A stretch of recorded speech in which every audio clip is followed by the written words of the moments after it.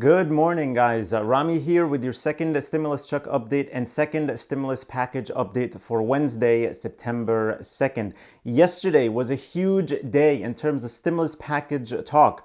We had Stephen Mnuchin testify in front of Congress about the need of a stimulus package, and he totally agrees that we do need another stimulus package. We'll get to the details on that.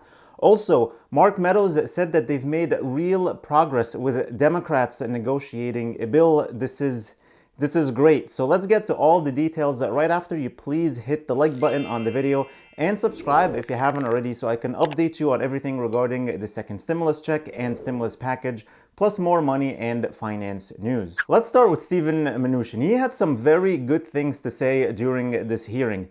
Here's some of the things that he had to say. We will continue to work with the Senate and House on a bipartisan basis for a Phase 4 relief package. I believe a bipartisan agreement still should be reached. Okay, great. He also said he is prepared to sit down with the Speaker at any time to negotiate, and the President and I do support additional fiscal response, and we've been working hard to try to get a negotiated agreement on a bipartisan basis. Then when talking about the numbers in terms of a price tag for the bill, he said, I do not support 2.2 trillion. Unfortunately, Senator Schumer and Speaker Pelosi do not want to sit down at the negotiating table unless we publicly agree on a top line. My own opinion is we should go piece by piece, and any area of the legislation we can agree on, we should have the House and the Senate pass. So he's talking about standalone bills here. And he singled out the PPP money, which is very popular with Republicans and Democrats. They already had a standalone bill for the PPP money before to extend the deadline for it. So he said, we have over $130 billion left in PPP, which I believe if Congress was willing to take up a standalone action to repurpose this money for additional funds, I believe this would pass with overwhelming support in the House and the Senate, and I would encourage the House to move forward with that. And as it relates to jobs, the area that has overwhelming bipartisan support that I believe would be easiest to pass on a standalone basis would be the PPP. Then he said, let's not get caught on a number. Let's agree on the things we can move forward on a bipartisan basis now. I don't think the right outcome is zero. Nobody thinks the right outcome is zero. And finally, he said something very, very important. While we continue to see signs of a strong economic recovery, we are sensitive to the fact that there is more work to be done and certain areas of the economy require additional relief. This is good because we don't want to have the same problems again saying, oh, the economy is back up roaring and we are having a V-shaped recovery and all that nonsense. We're over that already. The American people need a lot of help, and they need it now. So moving on to Mark Meadows. He was interviewed on CNBC yesterday where the reporter told him that she spoke to the Pelosi team and they said they want both sides to agree on a number and then backfill it from there.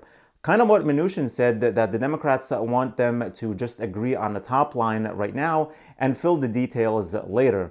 And Mark Meadows responded saying that this is not a workable approach because this is not how you arrive at any kind of number, which I personally would agree with him on that, not taking any sides, but you can say we need unemployment and it will need this much money. We need PPP money and it's going to need this much. Stimulus checks needs this much. Then you add it all up and come up with a number, not the other way around. But that's how I would do it. What do you guys think about that? Is that a way to do it, or what do you think? But then Mark Meadows goes on to say, as we look at the number of things that we actually agree to and the amount of money allocated to these areas, probably the biggest stumbling block that remains is the amount of money that would go to state and local help. He said that the $915 billion that Nancy Pelosi wants is not something based on reality.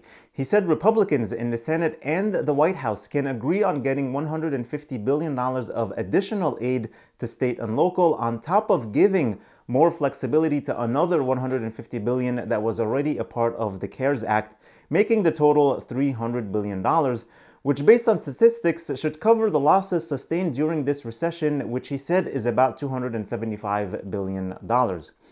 This is very close to the numbers by that report we talked about yesterday, which said that the number needed by state and local governments is about $500 billion, but that is for 2 fiscal years.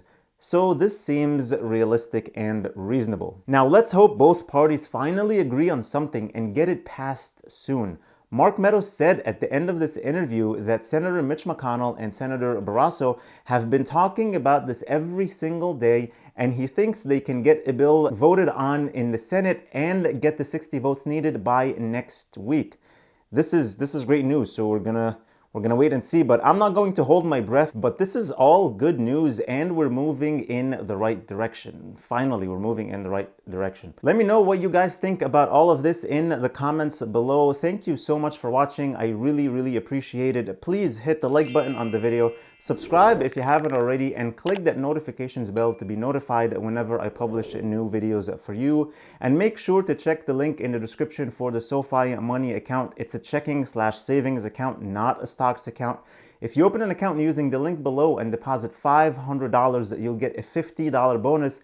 Then you can refer your family and friends and get $50 from every referral, up to $10,000 per year. So that's a good way to earn a few $100s right there while we wait for the second stimulus check. The account has no annual fees, no minimum fees, no overdraft fees, and no ATM fees at over 55,000 ATMs around the world. I love this product. Also, don't forget to get your free stock from Robinhood, and one free stock now from Webull, potentially worth up to $1,600 when you deposit only $100, which is just like cash. You can take it out anytime you feel like it. All the links are in the description below. Please stay safe, stay healthy, and I'll see you in the next video.